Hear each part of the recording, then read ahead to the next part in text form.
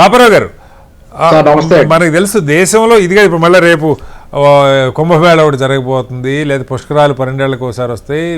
Revenue యంత్రాంగానికి కానీ police యంత్రాంగానికి కానీ ఇలాంటివి ఒక అంచనా ఉంటుంది, ఎంతమంది రావచ్చని. దానికి తగ్గట్టు అంతకు మించి వస్తే ఏం చేయాలి, ప్లాన్ ఏ ప్లాన్ బి అంటారు, ఇలాంటివన్నీ ఉంటాయి. ఇప్పుడు ఆ పార్క్లో 2000 మంది పడతారంటే అసలు పార్క్లో కూర్చోబెట్టాలా వద్దా? ఇక్కడికి ఒక 9 డిఫరెంట్ లొకేషన్స్లో కౌంటర్లు పెట్టారు, ఒక్కో చోట 10 కౌంటర్లు. అక్కడ ప్యారలల్గా క్యూస్ ఉండాలి. ఒకవేళ ఆ క్యూని మించి వస్తే బయట రోడ్డు మీద దాకా, మన తిరుపతి కొండ మీద అయితే మీరు వెళ్ళారో లేదో తెలియదు కానీ దాదాపు ప్రతి 3-4 ఏళ్ళకి ఒకసారి చాలామంది వెళ్తుంటారు పాపారావు గారు. కొన్ని కిలోమీటర్లు 10 కిలోమీటర్ల మేర క్యూ లైన్లు ఉంటాయి. కింద కూడా మరి కింద టోకెన్లు వేసేటప్పుడు పెద్ద ఎత్తున బాగా, ఇప్పుడు దీపక్ రెడ్డి గారు చెప్పారు వైడ్ పబ్లిసిటీ ఇచ్చారని. పబ్లిసిటీ ఇచ్చినప్పుడు సహజంగానే భక్తులు పెరుగుతారనుకున్నప్పుడు దానికి తగ్గ ఏర్పాట్లు ఉండాలి. మంచినీళ్ళు కావాలి, టాయిలెట్లు కావాలి, క్యూ లైన్లు ఉండాలి. సరే, క్యూ లైన్లకి వాళ్ళ బాధలు పడతారు, 24 గంటల 36 గంటల, అది ఎవరు ఏం చేయలేరు దానికి. ఇవాళ పొద్దున టోకెన్లు ఇస్తా ఉంటే నిన్న పొద్దునకి వస్తే ఎవరు మాత్రం చేయగలిగింది ఉంది క్యూ లైన్లు కూర్చోబెట్టాల్సింది. కానీ ఇక్కడ ఇది కాకుండా ఈ తొక్కిసలాట జరిగే పరిస్థితి రావటం, అన్ని చోట్లకి ఒక డిఎస్పీ ఎలా బాధ్యులు అవుతారు? 9 డిఫరెంట్ లొకేషన్స్లో వేల మంది వస్తున్న దగ్గరగా సిబ్బంది ఇప్పుడు ఒక డిఎస్పీ గారిని సస్పెండ్ చేశారు. ఎలా అర్థం చేసుకోవాలి సార్? నేను సేకరించిన వివరాల నుంచి మిత్రుడు ఒక అతను చేసిన వీడియో ప్లస్ ఇతరత్ర నేను సేకరించిన వివరాలు చెప్తున్నాను.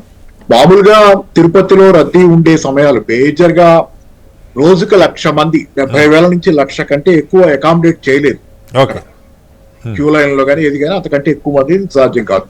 కానీ బాగా ఇంపార్టెంట్ సమయాల్లో, బాగా కీలకమైనటువంటి రోజుల్లో 4-5 లక్షల దాకా కూడా వస్తారనేది ఒక అంచనా. సరే, అయితే ఇక్కడ ఏంటంటే మీకు ఒకటి ప్రధానంగా వైకుంఠ ఏకాదశికి ఒక ప్రాధాన్యత ఉంది. వైకుంఠ ఏకాదశి రోజు మామూలుగా శ్రీ విష్ణువు యోగ నిద్రలో ఉంటారని, మిగతా సమయం అంతా వైకుంఠ ఏకాదశి రోజు మాత్రం ఆ రోజు అనుకుంటా ఆయన భక్తుల మొర ఆలకించడానికి వస్తారు, ఎదుకని గాని ఆలయంలో కని గాని.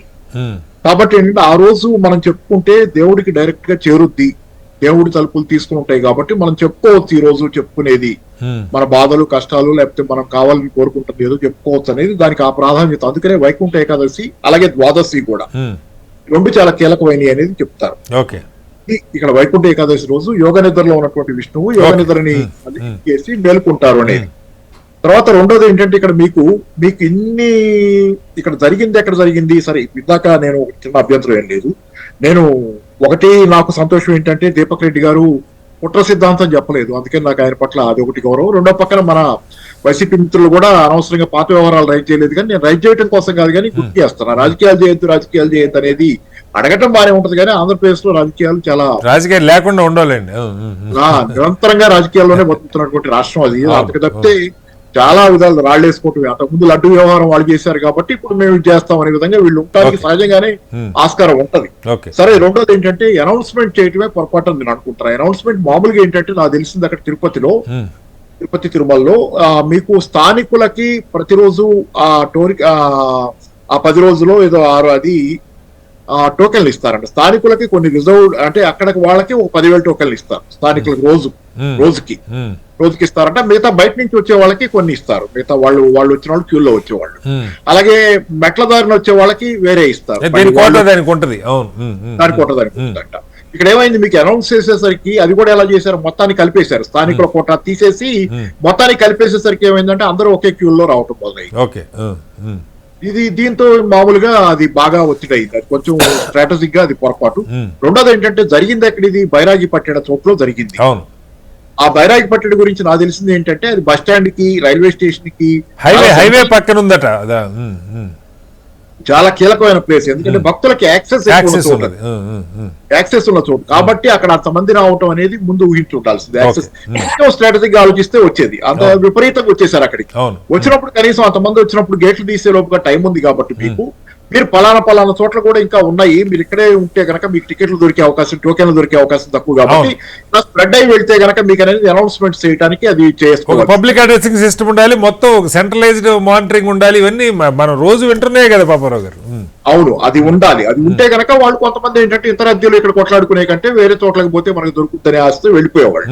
అలాగే డైనమిక్ గా ఉండాలనేది గతం నుంచి కూడా ఈ సిస్టమ్ ఎలా ఉంటుందంటే అప్పటికప్పుడు డైనమిక్ గా నిర్ణయాలు తీసుకొని వాళ్ళని ఎట్లా అడ్జస్ట్ చేసుకోవాలి, అటు ఇటు పంపాలి, ఇట్లా ఏం చేయాలనేది డైనమిక్ గా ఉంటుందంట. ఇలా స్టాటిక్ గా ఉండదు. ఒక నిర్ణయం తీసుకుని దాని మీద అలా స్టిక్ అని అయిపోయి వెళ్ళిపోతాం కాదు. డైనమిక్ గ్రౌండ్ లెవెల్లో సిచ్యువేషన్ బట్టి మార్చుకుంటారట వ్యూహం. కాబట్టి ఇట్లాంటివన్నీ చాలా పొరపాట్లు దీనిలో ఉన్నాయి. దాన్ని అది నిందించిపోయి అంటే 8 దశాబ్దాలు అయింది ఇప్పుడు టీటీడీ ఏర్పడి సుమారుగా 8 దశాబ్దాలు. 8 దశాబ్దాల చరిత్రలో మొట్టమొదటిది ఇలా జరగటం చాలా దురదృష్టకరం. కాబట్టి ఏంటంటే దీన్ని సరే ఇక ఎవరిని ఏమి నిందించినా ఉపయోగం ఏముంది. ఇప్పుడు ఇక అయితే మనం చనిపోయిన వాళ్ళకి బాధ సంతాపం చేయగలం. జరిగిన దానిలో సరే తప్పులు నిర్ణయించడానికి ఈ రోజు దాని మీద పరిశీలన చేస్తున్నారు. అంటే గతంలో సాఫీగా జరిగిపోయింది, ఇప్పుడు ఎందుకు ఆ సిస్టమ్ ని మార్చుకుంటుంటే బాగుండేది అనుకో. ఇంకోటి కూడా నాకు ఏంటంటే అదే గతంలో వైఎస్ఆర్సీపీనే కాదు, గతం నుంచి 88 దశాబ్దాల నుంచి లేనిది జరిగిందంటే ఏదో తేడాలు వచ్చినాయి కదా.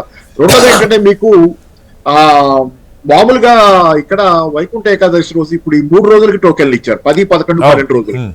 3 రోజులకి ఇస్తే మీరు టోకెన్ 9వ తారీఖు వచ్చి క్యూలో నుంచి టికెట్లు తీసుకున్న వాళ్ళు 3 రోజులు ఎక్కడ ఉండాలి అన్నది ప్రశ్న. 3 రోజులు ఎక్కడ ఉండాలనే ప్రశ్న ఉంది కదా. వాళ్ళకి అది ఇబ్బంది. బయట వాళ్ళకి అలా ఇవ్వకూడదు. మీరు అప్పుడు వచ్చినప్పుడు ఇవ్వటం వేరు, కానీ ఆ రోజు చేసుకునేది బయట వాళ్ళకి అలా ఇస్తే 3 రోజులు ఎక్కడ ఉంటారు?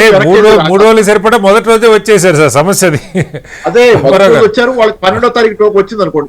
8వ తారీఖే వచ్చారు. 9వ తారీఖు మీరు టోకెన్ ఇచ్చారు 9 పొద్దున. 9 నుంచి 12వ తారీఖు గనక వాళ్ళకి టోకెన్ 12వ తారీఖు టోకెన్ వస్తే వాళ్ళు ఏం చేయాలి 3 రోజులు? చాలా ఇబ్బందులు ఉన్నాయి దీనిలో. అది తర్వాత ఇంకోటి